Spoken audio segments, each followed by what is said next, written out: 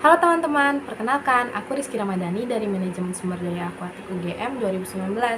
Kalian tahu gak sih kalau ekosistem pesisir itu ada 3? Di antaranya ada ekosistem Mamun, mangrove, dan terumbu karang. Pada part 1, aku akan membahas mengenai ekosistem mangrove. Jadi, ekosistem mangrove disebut juga hutan mangrove, yaitu kumpulan pepohonan yang hidupnya mendiami muara hingga ke sepanjang pantai dan pertumbuhannya masih dipengaruhi oleh pasang surut air laut. Nah, pohon mangrove ini juga merupakan kolaborasi atau penggabungan antara tanaman terestrial di darat dan juga tanaman akuatik. Di Indonesia sendiri, jenis yang paling banyak tersebar itu diantaranya ada dari genus Seriops, Bruguera, Avicennia, dan juga Rhizopora. Pertumbuhan dan kehidupan mangrove masih dipengaruhi oleh karakteristik lingkungan seperti suhu air, pH, salinitas, dan juga ketebalan lumpur.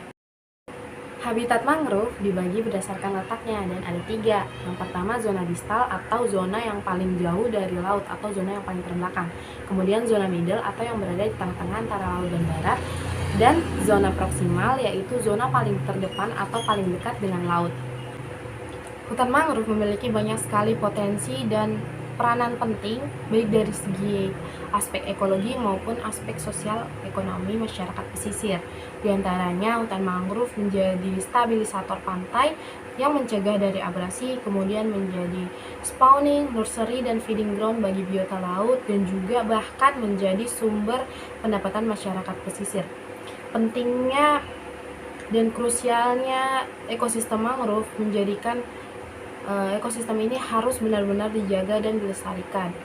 Oleh karena itu, butuh proses untuk pengambilan data agar kita mengetahui bagaimana kondisi mangrove yang sebenarnya, sehingga kita dapat mengambil keputusan untuk konservasi demi ekosistem mangrove yang lebih lestari.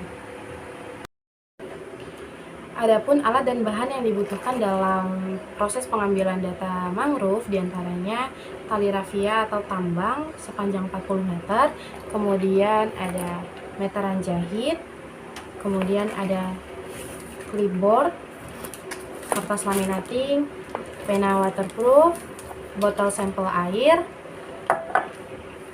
termometer, juga refraktometer dan pH meter.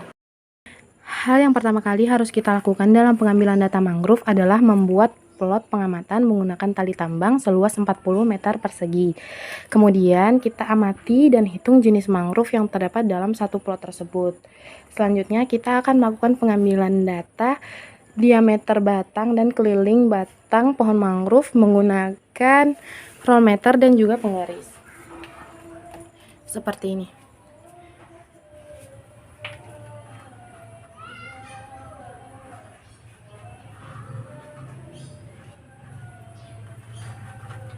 Kemudian kita akan mengamati dan menghitung jenis biota yang terdapat di dalam plot pohon mangrove. Selanjutnya kita akan melakukan pengukuran suhu udara dan suhu air menggunakan termometer.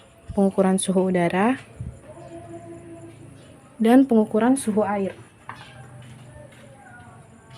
Selanjutnya kita akan melakukan pengambilan sampel bunga, buah, dan daun serta sersahan dari pohon mangrove.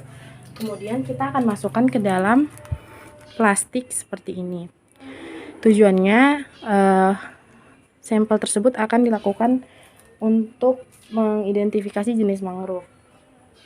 Kemudian kita juga mengambil sampel biota yang terdapat di dalam plot, kemudian kita masukkan ke dalam kantong plastik. Selanjutnya kita lakukan pengambilan sampel air menggunakan botol 330 ml untuk melakukan pengukuran parameter kualitas air seperti pH dan salinitas yang akan dilakukan di laboratorium. Setelah mendapatkan data, akan dilanjutkan dengan olah data dan akan mendapatkan kesimpulan mengenai kondisi ekosistem mangrove, sehingga kita bisa melanjutkan mengenai rencana strategis untuk mempertahankan dan melindungi ekosistem mangrove dari kerusakan. Kita akan lanjut ke part 2.